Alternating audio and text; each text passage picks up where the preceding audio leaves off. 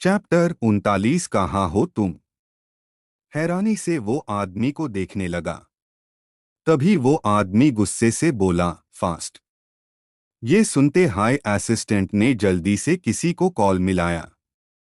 2 minute बाद उसने call cut करके आदमी से बोला, बॉस वो लड़की। इतना कहते ही उसके बॉस ने उसे गुस्से से देखने लगा। असिस्टेंट बात संभलते ही बोलने लगा, बॉस मैम अभी हमारे होटल में हैं। मिस्टर मल्होत्रा एक फॉरेन क्लाइंट से मीटिंग कर रहे हैं और मैम भी उनके साथ है। ये सुनकर वो आदमी कुछ सोचकर बोला, पता लगाओ वो कहाँ रह रही है। असिस्टेंट जल्दी से बोला, ठीक है बॉस, लेकिन शायद मैम आज रात हमारे होटल में रहने वाली है। हमारे होटल मैनेजर ने बताया कि मिस्टर मल्होत्रा ने कल तक के लिए रूम बुक किया है। ये सुनकर वो आदमी ने पूछा, उसकी मीटिंग कब तक फिनिश होगी?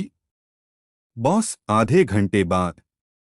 वो आदमी वॉशरूम की तरफ जाते हुए बोला, मीटिंग से आने से पहले मुझे उसके बगल वाला रूम खाली चाहिए। इतना कहकर वो वॉशरूम की तरफ बढ़ गया। असिस्टेंट ने कहा, लेकिन बॉस अनलॉगऑन ने 2 रूम्स बुक किए हैं। उसके बॉस ने कहा, तो मुझे वो पूरा फ्लोर खाली चाहिए।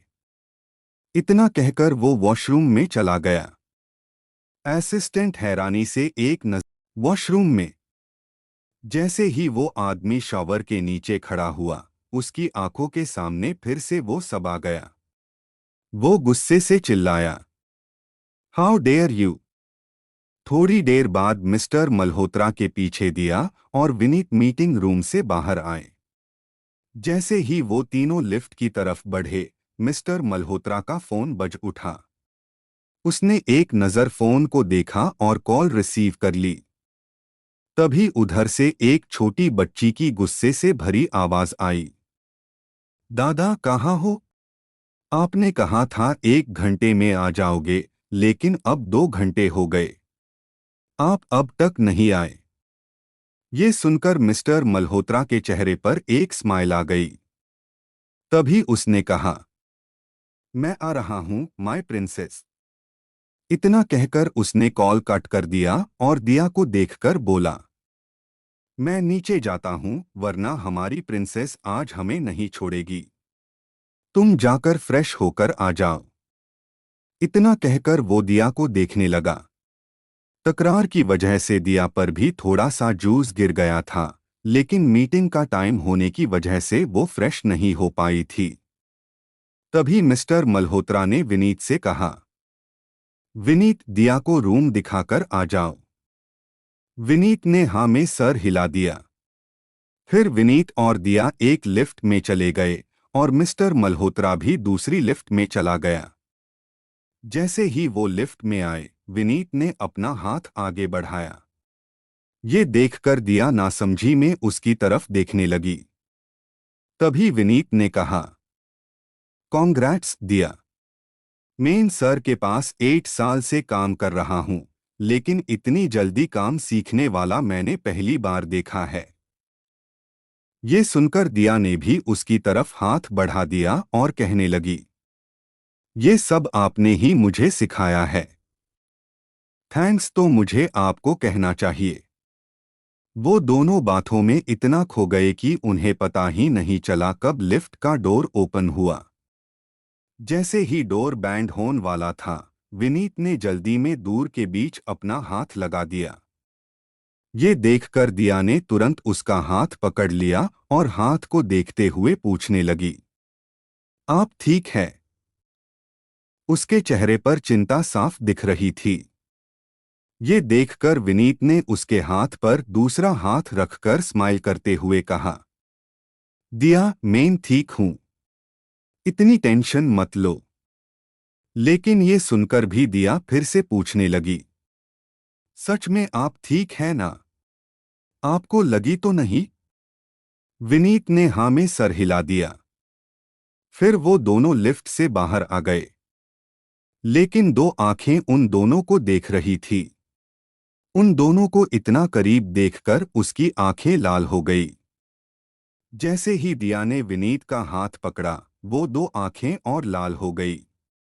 उसकी मुट्ठियां भी भींच गई। वो दोनों इन सब से अनजान एक दूसरे से बातें करते हुए रूम तक आ गए। तभी विनीत ने उससे एक की देकर रूम दिखा दिया और कहा, तुम रेडी होने के बाद मुझे कॉल कर देना, मैं आ जाऊंगा। वरना बॉस ने कहा था ना, सीधा ग्राउंड फ्लोर लॉन्ज में आ जाना। दिया ने हाँ में सर हिला दिया और रूम में चली गई। विनीत भी एक नज़र रूम की तरफ देखकर वापस मुड़ने लगा। तभी उससे कुछ अजीब सा लगा। वो इधर-उधर देखने लगा, लेकिन उसे वहां कोई भी नहीं दिखा। फिर वो वहां से चला गया। थोड़ी देर बाद दिया रेडी होकर खुद को एक नज़र मिरर में देखने लगी। तभी उसको याद आया कि उसका फोन तो प्रीति के पास है। तभी उसको विनीत की बात याद आ गई, ग्राउंड फ्लोर लॉन्ज में आ जाना। ये याद आते ही उसने एक गहरी सांस ली और स्कार्फ लेकर बाहर आ गई। फिर वो लिफ्ट की तरफ बढ़ने लगी। जैसे ही वो लिफ्ट की तरफ बढ़ी, उसके सामने एक लड़का आ गया। वो लड़का अचानक सामने आने की वजह से दियादार गई। ये देखकर वो लड़का एक नज़र दूसरी तरफ देखने लगा। वहां दो आंखें उसे गुस्से से देख रही थी। तभी वो लड़का जल्दी से बोला, आई एम सॉरी मैम। फिर उसने कहा, वो लिफ्ट ठीक से काम नहीं कर रही है। आप एक काम कीजिए, वो वाली लिफ्ट यूज कर लीजिए। ये कहते हुए उसने एक तरफ हाथ से इशारा किया। दिया ने मुस्कुराते हुए कहा, थैंक यू। वो लड़का दिया की स्माइल में ही खो गया। दिया दिखती ही इतनी सुंदर थी कि कोई भी उसे देखे तो बस देखता ही रह जाए। 5.4 फीट की हाइट, दूध जैसा रंग, बड़ी बड़ी आंखें और लंबे बाल। देखने में वो स्वर्ग से उतरी हुई परी जैसी लग रही थी। तभी उस लड़के की नज़र फिर से दूसरी तरफ पड़ी तो वो अंदर तक कांप गया। जो आदमी उसे पहले से गुस्से से देख रहा था, अब वही आंखों में जानलेवा नजरों के साथ उसे घूर रहा था। ये देखकर वो लड़का जल्दी से वहां से चला गया। दिया को तो कुछ समझ ही नहीं आया कि हुआ क्या था। वो स्कार्फ ठीक करते हुए दूसरी लिफ्ट की तरफ बढ़ गई। जैसे ही उस आदमी की नज़र उस पर पड़ी, वो दिया को एक तक देखता ही रह गया। लाइट ब्लू कलर की फ्रॉक, खुले हुए बाल और वो अपना स्कार्फ ठीक कर रही थी। इसी वजह से उसकी नज़र झुकी हुई थी। बिना इधर-उधर देखे वो लिफ्ट में चढ़ गई और 9th फ्लोर से ग्राउंड फ्लोर का बटन दबा दिया। जैसे ही लिफ्ट का डोर बैंड हुआ, उसे लगा कि लिफ्ट में और भी कोई है। लेकिन वो कुछ देख या समझ पाती, उससे पहले हाई लिफ्ट की लाइट चली गई। ये देखकर वो कुछ कहने ही वाली थी कि किसी ने उसे अपनी तरफ खींचकर हग कर लिया। ये सबब इतनी जल्दी हुआ कि उसको कुछ सेकंड्स तक समझ ही नहीं आया कि हुआ क्या था। कुछ सेकंड्स बाद जैसे ही उसको समझ आया, वो उस आदमी से दूर जाने के लिए छटपटाने लगी। लेकिन बदले में उस आदमी ने उसे और कांस कर हग कर लिया। वो जितना दूर जाने की कोशिश करती, उस आदमी की पकड़ उस पर उतनी ही मजबूत होती जा रही थी। ये महसूस होते ही दिया की आंखों से आंसू बहने लगे।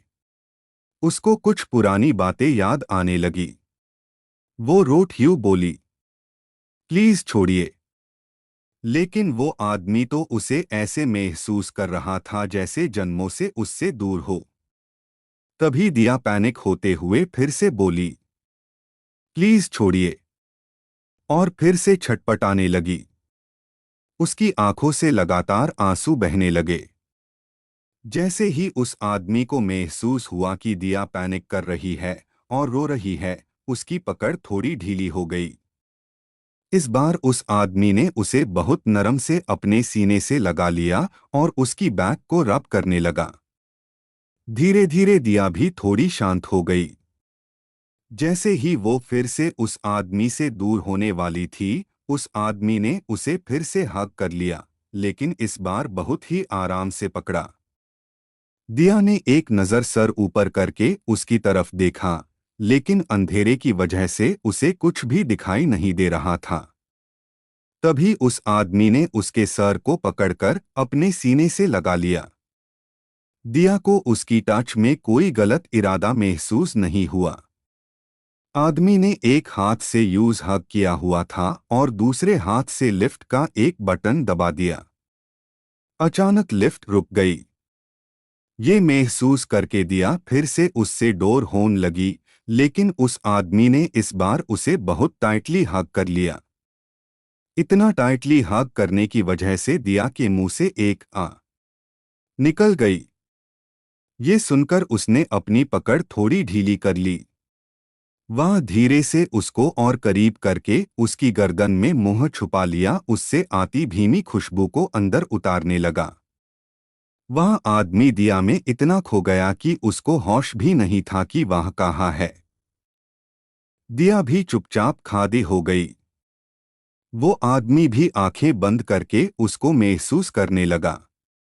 लगभग आधे घंटे बाद दिया ने धीरे से कहा, प्लीज।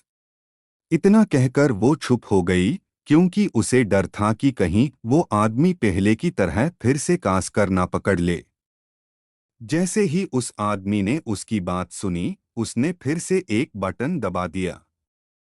लेकिन उसने दिया को नहीं छोड़ा। उसका एक हाथ दिया की कमर पर था और दूसरा हाथ उसकी पीठ से लेकर सर तक था। दिया को ऐसे छुपा लिया था कि उसको कोई भी ना देखे। कुछ मिनट बाद लिफ्ट ग्राउंड फ्लोर पार आकर रुक गई।